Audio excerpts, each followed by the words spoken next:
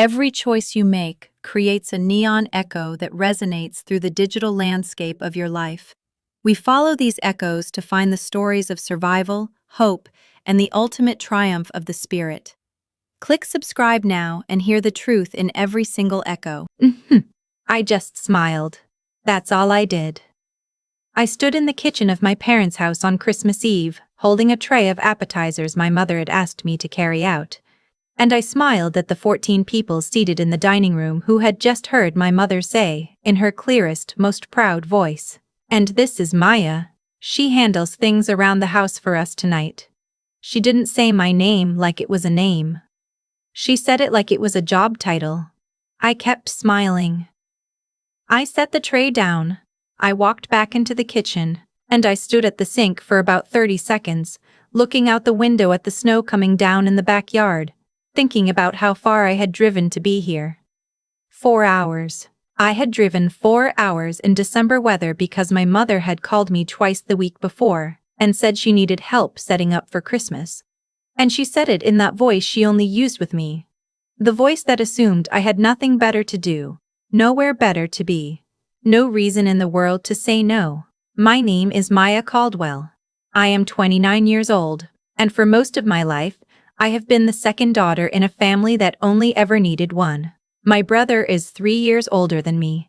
His name is Daniel, and from the time we were children, the way my parents talked about him and the way they talked about me were two entirely different languages. Daniel was brilliant. Daniel was driven. Daniel was going places. Daniel got into Georgetown on a partial scholarship, and my parents threw him a party with a banner that said, "Future Attorney," across the living room wall. I graduated from a state school with a degree in business and a minor in graphic design, and my mother's response was to ask if I'd thought about getting a certificate in something practical. I don't say any of this with bitterness anymore. I used to. For a long time, every holiday, every phone call, every family dinner felt like standing in front of a measuring stick that someone kept quietly raising the moment I got close. But at some point, I think I was about 24, I just stopped measuring myself against Daniel, not because I gave up, because I started measuring myself against who I was the year before. And that changed everything. But none of that mattered to my parents. In their house, in their world, Daniel was the answer to every question they'd ever had about whether they'd done something right. He was the partner at a firm before he was 32. He drove a car that cost more than my first apartment. He called my mother every Sunday morning, and she would tell me about those calls with a warmth in her voice that she never quite managed when she talked to me directly. I was the other one, the one who did something with computers, which is how my mother described my job at every family gathering even after I explained it to her no less than 6 times. The one who rented instead of owned, the one who wasn't married yet, who didn't have kids yet, who hadn't yet arrived at whatever destination they'd been expecting me to arrive at since I was 17. That Christmas Eve, my mother had invited 14 people to dinner. My brother was there with his girlfriend, a woman named Christine who wore cashmere and smiled with all of her teeth. My aunt and uncle from Columbus. 3 of my parents' closest friends, couples they'd known since before I was born, and a few newer additions, neighbors, a colleague of my father's, and a woman named Patrice who sat at the far end of the table and whom I had never met before. My mother had called me a week earlier and asked if I could come early to help set up. She needed someone to arrange the centerpieces, prepare the appetizer trays, help with the seating chart. She did not ask Daniel to come early. Daniel arrived 30 minutes before dinner in a coat that probably cost $1,000 and was greeted at the door like a dignitary returning from abroad. My mother hugged him for a long time. She called him baby, even though he was 32 years old. I had been there since 10 in the morning. I carried the centerpieces up from the basement. I ironed the tablecloths. I ran to the grocery store twice because my mother had forgotten things on her list. I set every place at that table, arranged every glass, folded every napkin into the little fan shape my mother liked. By the time the guests arrived, I had been on my feet for 7 hours and had eaten half a granola bar. When my mother introduced me as the person who handles things around the house, I understood exactly what she was doing, even if she didn't. She wasn't trying to be cruel. My mother rarely tries to be cruel. She just genuinely, in some deep unexamined part of herself, categorized me that way. Helper, support staff, background. I went back to the kitchen and I thought about leaving. I thought about getting my coat and my keys and driving back down the highway in the snow and calling her in the morning with some excuse about a headache.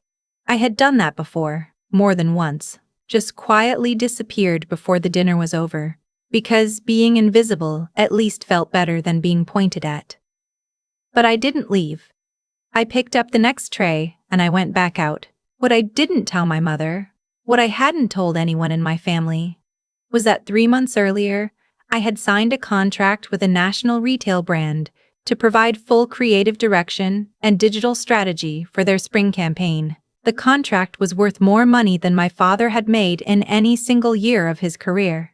My company, which I had built slowly and carefully over 5 years, starting from a freelance side project I ran out of my apartment, had 11 full-time employees and 4 contractors.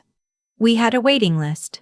My mother didn't know any of this because I had stopped telling her things, not out of spite, not at first. It started out of self-protection. The first time I tried to tell her that my business was doing well, this was about 2 years in, when I had just signed my 3rd major client, she listened politely and then said, "That's nice, but is it stable?" Because Daniel's firm just made him junior partner. And I sat with that for a long time afterward. I sat with the way she'd taken something I was genuinely proud of, and just set it on the shelf next to something of Daniel's, and let his thing cast a shadow over mine without even meaning to. After that, I got quieter. I stopped bringing up work at dinners. I stopped mentioning clients or contracts or the little milestones that felt enormous to me in the privacy of my own life. I would let my mother assume I was doing okay, doing fine, getting by. She seemed more comfortable with that version of me anyway. The dinner went the way those dinners always go. My mother glowed every time someone complimented the food, without mentioning that I had prepared 2 of the 5 dishes. My brother held court at his end of the table, telling a story about a deposition that had everyone laughing, and my father watched him with the particular expression he reserved for Daniel, proud in a way that was almost reverent. Like he still couldn't quite believe that this person had come from him. I sat near the middle of the table between my aunt and my father's colleague, a quiet man named Robert, who kept refilling my water glass without being asked, which I found unexpectedly kind. At some point during the main course, my mother raised her glass and said she wanted to take a moment to celebrate Daniel. She did this every year. There was always something to celebrate with Daniel. A promotion, a case, an award, a milestone. This year, it was that his firm had been named in a regional business journal's list of top practices under 10 years old. She talked about it for almost 3 minutes. She used the phrase, "we always knew," twice. I looked at my plate, after dessert, while people were milling around with their coffee. The woman named Patrice came and stood near me by the fireplace. She was somewhere in her early 60s, with silver hair and a direct way of looking at you that I liked immediately. "I'm sorry," she said, "but I have to ask. Are you Maya Caldwell? From Caldwell Creative?" I looked at her. "Yes," I said. She laughed, but not in a way that felt dismissive. "I thought so. I recognized you from your team's site. We've been trying to get on your waiting list for 8 months. She shook her head. "I run Hartley Home Goods. We reached out back in the spring. I knew the company. Mid-sized home goods brand, solid regional presence, ready to go national. We had been in contact. I remember the inquiry," I said. "I think we have some availability opening in Q2. She looked at me with an expression I can only describe as amused disbelief. "You're Patricia Caldwell's daughter?" "I am," I said. She was quiet for a second. Then she said, "Your firm did the Beacon campaign, didn't you? The one with the outdoor series?" "We did. I've shown that campaign in 3 presentations this year as an example of how to do brand storytelling right." She paused. "That campaign won a Clio." "It did. I said. In September. She looked across the room to where my mother was standing, and then back at me, and her expression was something I didn't fully know how to read. She said, carefully, "Your mother was just telling me that you help her with the house." I didn't say anything for a moment. I just let that sit there between us. "I do," I said finally. "When she needs me." Patrice nodded slowly. She took a sip of her coffee. "I'm going to call your office in January," she said. "Whatever your rate is, I'll meet it." We talked for another few minutes and then she excused herself. I stood by the fireplace for a while after she left, and I thought, not for the first time, about how strange it is. The way people can live right next to your life and see nothing of it. My mother had been in that house for 30 years. She had attended every school play I was ever in, every graduation, every holiday. She had my number in her phone. And somewhere along the way, without either of us fully choosing it, I had become furniture to her. Useful, present, unexamined. Patrice found my mother before she left. I was in the kitchen washing dessert plates when I heard it. I wasn't trying to listen. The kitchen doorway just opened onto the hallway where they were standing, and sound carried the way sound always does in a quiet house. I heard Patrice say that she'd had a lovely evening. I heard my mother say she was so glad. Then I heard Patrice say, "Your daughter is remarkable. I've been trying to work with her company for nearly a year. You must be so proud." A pause. Long enough that I set down the plate I was washing. My mother said, "Of course. Yes." Her voice had a quality I had never heard in it before when talking about me. A catching up quality. Like someone reading a sentence they hadn't expected to find on the page. Patrice said goodnight. I heard the front door close. I picked the plate back up and kept washing. My mother came into the kitchen about 5 minutes later. She stood in the doorway for a moment and looked at me. And I kept my eyes on the sink, because I knew what her face would look like and I wasn't ready to see it yet. "I didn't know," she said. I didn't respond right away. I finished the plate, set it in the rack, picked up the next one. "You never said," she tried again. "I know," I said. There was a long silence. I could hear the guests in the living room, the low murmur of my father and Daniel talking about something, the clink of glasses being gathered. "That woman, Patrice, she said your company won an award." "In September," I said. "A Clio. It's one of the bigger awards in advertising." My mother was quiet. "Why didn't you tell us?" I thought about how to answer that. I thought about the junior partner comment. I thought about every dinner where Daniel's news got the banner and mine got the nod. I thought about this morning, 10 hours of work, being introduced as household help. "I didn't think you'd be interested," I said. And I kept my voice level when I said it. I wasn't being cruel. I was just being honest. Maybe for the first time in a very long time. In a way that didn't cost me anything, because I had finally stopped needing her to react a certain way. My mother didn't say anything to that. I heard her breath catch just slightly. And I felt something I didn't expect to feel. Not satisfaction, not vindication, but something quieter. Something more like grief, actually. Because I wasn't angry at her in that kitchen. I was just sad about all the years we'd spent in a house together where she'd never thought to ask. I finished the dishes. I dried my hands. I told her the kitchen was clean and she should get some sleep. And I kissed her on the cheek, and I went and said goodbye to the remaining guests, and I got my coat. Daniel caught me at the door. "You're leaving already," he said. 4-hour drive, I said. He nodded, and for a moment I saw something cross his face. Not guilt exactly, but awareness. Like he'd been in the background of something all night without knowing it and had just figured out what scene it was. "Patrice was saying you run some kind of creative agency," he said. "I do," I said. "You never mentioned it." "You never asked," I said. And I smiled when I said it so it didn't land like an accusation, even though we both knew it was true. He was quiet for a second. Then he said, "Is it going well?" Really well, I said. Actually.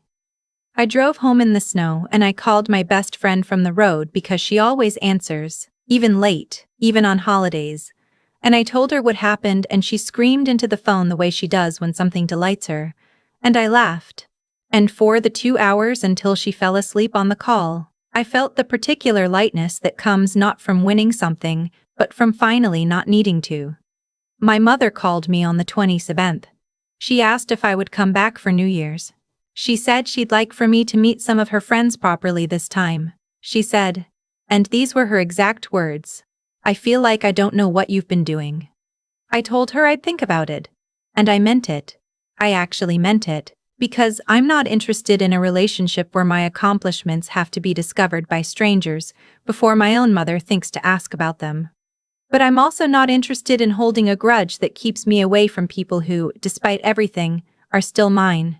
What I know now, what I've been slowly learning since I was 24 years old and stopped measuring myself against Daniel, is that other people's failure to see you is not evidence that you're invisible. It's just evidence about them. I built a company from a spare room and a laptop and more late nights than I can count. Not because anyone in my family believed I would, but because I believed I would. And at some point, that turned out to be enough. I won awards no one in my family attended. I hired people who count on me. I have a waiting list. I have a partner who knows every version of this story and loves me anyway. My mother introduced me as the help. And 3 hours later, the most successful businesswoman in that room told her she'd been trying to get my attention for 8 months. I didn't plan that. I didn't engineer it. I just kept doing the work, and I just kept smiling. I think about that Christmas sometimes when I'm having a hard week, a client who's difficult, a campaign that isn't landing, a day when I look at the numbers and feel the specific loneliness of having built something largely alone. I think about standing in that kitchen, washing plates, hearing my mother's voice catch on the word remarkable, like it was a word she'd never thought to apply to me before. And I don't think about it with anger. I think about it as a kind of proof. Not proof for her. Proof for me. Proof that the person I decided to become at 24, quietly and without anyone's permission or acknowledgement, actually became real. Proof that you can spend years being the one who carries the trays and sets the tables and drives 4 hours in December snow, and still, be the one in the room that someone has been trying to reach for 8 months. You just have to know it yourself first. That's the part no one tells you when you're growing up in the shadow of a golden sibling, when your parents have already decided which one of you is the story, and which one of you is the background. They don't tell you that the background can become the whole picture if you just keep painting. They don't tell you that other people's blindness is a temporary condition. They don't tell you that you don't have to make a scene, don't have to demand to be seen. Don't have to stand up at the dinner table and recite your resume. Sometimes you just have to stand by the fireplace with your coffee and let someone else say it for you. I texted my mother the day after New Year's. I told her I couldn't make the gathering but that I'd like to have dinner with her, just the two of us, sometime in January. No events, no guests, no trays to carry. She replied in about 4 minutes, which is faster than she usually responds to me. She said yes. I don't know what that dinner will look like. I don't know if we'll get to the things that need to be said, or if we'll sit across from each other and talk about the weather and drive home with everything still unspoken the way families so often do. I don't know if my mother is capable of the kind of conversation I'd like to have with her. I don't know if I am either, honestly. But I know that I'm going. And I know that I'm going as myself. The full version, not the background version. Not the one who carries the trays and stays quiet and drives home early. The one with the Clio. The one with the waiting list. The one who smiled when she was introduced as the help, and kept smiling, and went back to work. That's who I am now. And the remarkable thing, the thing that still surprises me, if I'm honest, is that she was always there. I didn't build her from scratch. I just stopped apologizing for her. I stopped apologizing for her, and eventually the room got very quiet.